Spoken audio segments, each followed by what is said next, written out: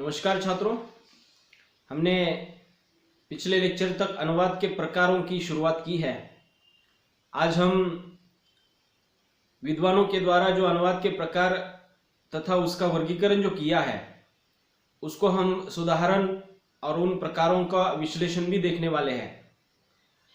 हमें अनुवाद के प्रकार देखते समय मैंने पिछले लेक्चर में कहा था कि बहुत सारे अनुवाद के प्रकार बन सकते हैं, लेकिन अध्ययन की सुविधा के लिए हमें कुछ आधार वहां पे मान्य करने होंगे, जिसके आधार पर हम जो है उसका अध्ययन जो है सहजता से कर पाए, आसानी से कर पाए।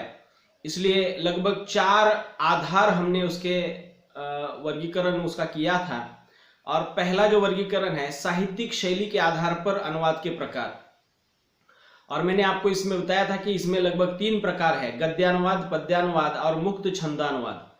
अर्थात साहित्य किस ढंग से लिखा जाता है, किस शैली के आधार पर लिखा जाता है, उसके आधार पर भी वहां पे अनुवाद के प्रकार हो जाते हैं। तो अनुवादकों ने या विद्वानों ने जो है इस संदर्भ में अपनी बात कही है, और यहाँ पे साहित्यिक शैली के आधार पर अनुवाद के 3 प्रकार किए हैं। मैं उसका थोड़ा सा आपको विश्लेषण आपके सामने रखूंगा।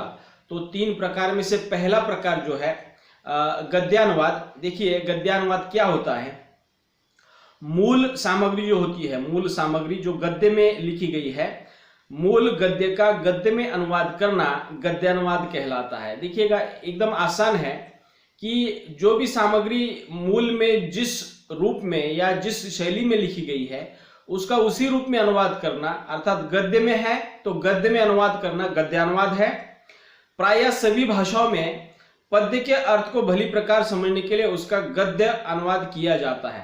अर्थात अनुवाद के बारे में ये कहा जाता है कि अनुवाद में पद्यानुवाद थोड़ा सा कठिन माना जाता है, काव्यानुवाद थोड़ा सा कठिन माना जाता है।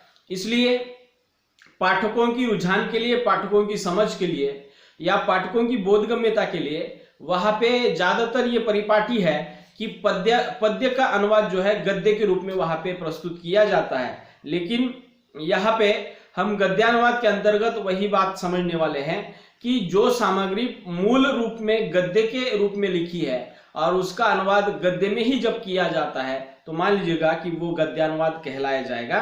अर्थात सभी भाषाओं में भले ही वो काव्य का अनुवाद गद्य के अंतर्गत किया जाता हो, वो गद्यानुवाद उसको वो आसान बनाने के लिए या उस काव्य का अर्थ ग्रहण करने के लिए किया जाता है। जो प्रक्रिया चलती है कि पद्य का अनुवाद गद्य में करने की, इसे अंग्रेजी में प्रोस ऑर्डर अर्थात पद्य को गद्य की व्यवस्था देना कहा जाता है। मतलब पद्य में या कविता में या काव्य में जो भी कुछ संक्षेप में बातें लिखी हुई होती है उसको विस्तार से गद्य के भीतर वहां पे रूपांतरित किया जाता है, और तभी जाकर उस कविता का मूल आशय, मूल भाव जो है पाठकों के सम्मुख रखा जाता है। तो वहां पे अंग्रेजी में उसके लिए एक पद्धति है प्रोस ऑर्डर, अर्थात पद्य को गद्य की व्यवस्था देना, मतलब पद्य में लिखी गई बातों को गद्य के रूप में वहां पे साकार रूप देना। हिंदी में इसे अन्वय नाम दिया जाता है। अर्थात अंग्रेजी में जिसे इसे प्रोज ऑर्डर कहा जाता है, उसी प्रकार हिंदी में इसे अन्वय नाम दिया जाता है। परंतु यहाँ गद्यानुवाद से अभिप्राय एक भाषा के गद्य को दूसरी भाषा के गद्य में प्रस्तुत करना है। अर्थात गद्यानुवाद में हमें उतना समझना है, उसमें उसके बारे में यही ध्यान में रखना है कि गद्यानुवाद से तात्पर्य है कि एक भाषा में लिखी गई गद्य की सामग्री को दूसरी भाषा में गद्य में ही उसको लिख देना या अनुवादित करना गद्यानुवाद है। आज अनुवाद का यही रूप सबसे प्रचलित है। मतलब अनुवाद के संदर्भ में अगर बात की जाए तो वहां पे गद्यानुवाद ज्यादातर वहां पे प्रचलित है, क्योंकि गद्य में लिखी गई सामग्री को उसी रूप में वहां पे दूसरी भाषा में मात्र लिखना होता है, तब जाकर वहां पे अनुवाद होता है। तो ये अनुवाद के क्षेत्र की बात की जाए तो ज्यादातर प्रचलन जो है या ज्यादातर उसको गद्य के रूप में ही वहां पे अनुवादित करने की परिपाटी आज तक चली आ रही है।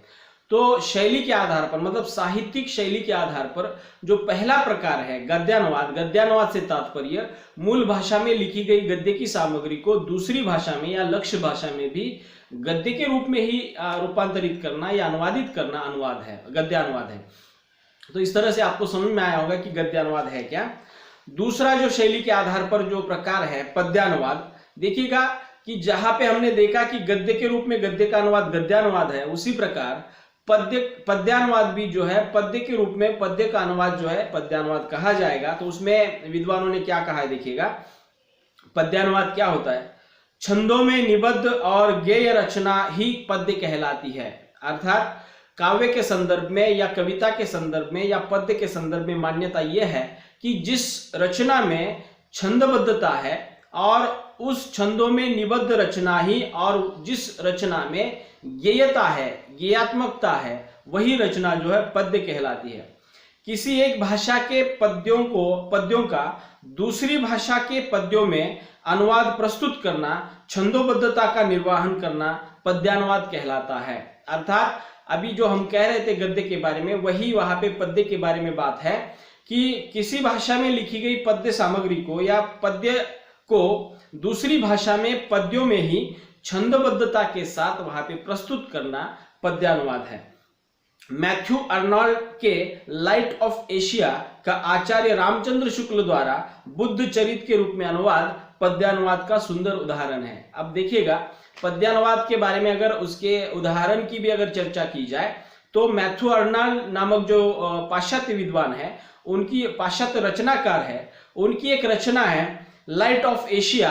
ये अंग्रेजी में लिखी गई रचना है और इसका अनुवाद जो है आचार्य रामचंद्र शुक्ल जी ने बुद्ध चरित नामक रूप में वहां पे पद्य के रूप में ही वहां पे उसका अनुवाद किया है।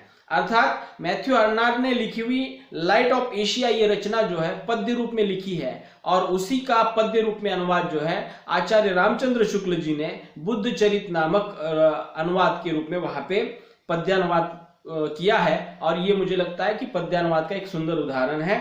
श्रीमद् भागवत गीता, मेघदूत और गीत गोविंद जैसे संस्कृत ग्रंथों के हिंदी में कितने ही पद्यानुवाद उपलब्ध है। अर्थात भागवत गीता जो हिंदू धर्म में एक धर्म ग्रंथ है, उसका भी वो संस्कृत में लिखा गया श्रीमद् भागवत गीता, आज उसकी बहुत सारी पद्यात्मक अनुवाद जो है हिंदी में उपलब्ध है।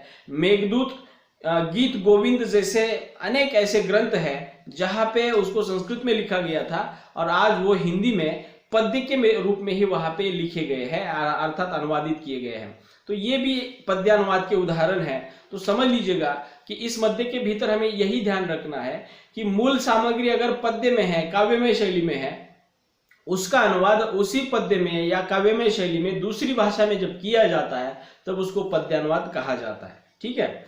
तो तीसरा जो शैली के आधार पर जो प्रकार है अनुवाद का, वो है मुक्त छंदानुवाद। अर्थात मुक्त छंदानुवाद से तात्पर्य यह है कि ये गद्यात्मक भी है, गद्यात्मक नहीं है और साथ ही साथ पद्यात्मक भी नहीं है, लेकिन एक रचना काव्य रचना करने की विशिष्ट शैली जो है मुक्त छंद के रूप में ये रचना लिखी जाती है या की जाती है, तो उसका भी अनुवाद का प्रकार बन जाता है मुक्त छंद अनुवाद। ये तीसरा प्रकार है साहित्यिक शैली के आधार पर अनुवाद का प्रकार। देखिए, मुक्त छंदानुवाद में विद्वानों का क्या मत है। हिंदी साहित्य के आधुनिक काल में पंत और निराला आदि कवियों ने छंद को कविता के सहज प्रवाह मार्ग में बंधन मानकर उसका विरोध किया और उनकी रचनाएं मुक्त छंद कहलाएगी। देखिएगा कि हिंदी साहित्य का इतिहास जब हम पढ़ते हैं तो उसमें हिंदी साहित्य के आधुनिक काल में जब आ जाते हैं तो सुमित्रानंदन पंत और सूर्यकांत त्रिपाठी निराला, इनकी रचनाओं की अगर हम बात करते हैं तो वहां पे हमें दिखाई देगा कि इन कवियों ने, इन रचनाकारों ने जो परिपाठी के रूप में या परंपरागत रूप में जो हिंदी कविता गेयता के स्तर पर, छंदबद्धता के स्तर पर जो लिखी जा रही थी, उसको उन्होंने वहां से मुक्त किया और वो मुक्त छंद के रूप में वहां पे उन्होंने लिखने की कोशिश की। अर्थात कविता के सहज प्रवाह मार्ग को ये छंदबद्धता जो है बंधन मानकर उन्होंने उसका विरोध किया और अपनी रचनाएं जो है मुक्त छंद शैली में वहां पे उन्होंने लिखी है। निराला की कविता, विधवा, भिक्षुक रचनाएं इसी प्रकार की है। अर्थात निराला द्वारा जो पद्य रचनाएं लिखी गई है, विधवा, भिक्षुक, ये सभी रचनाएं जो है मुक्त छंद शैली के अंतर्गत वहां पे लिखी गई है। एक साथ अंग्रेजी में भी ब्लैक वर्स का प्रचलन रहा है। इस प्रकार की रचनाओं को उसी शैली मुक्त छंद का मुक्त छंद में अनुवाद मुक्त छंदानुवाद कहलाता है। अर्थात जिस प्रकार गद्य का गद्य में अनुवाद गद्यानुवाद है, पद्य का पद्य में अनुवाद पद्यानुवाद है, उसी प्रकार मुक्त छंद का मुक्त छंद में अनुवाद मुक्त छंदानुवाद कहलाता है।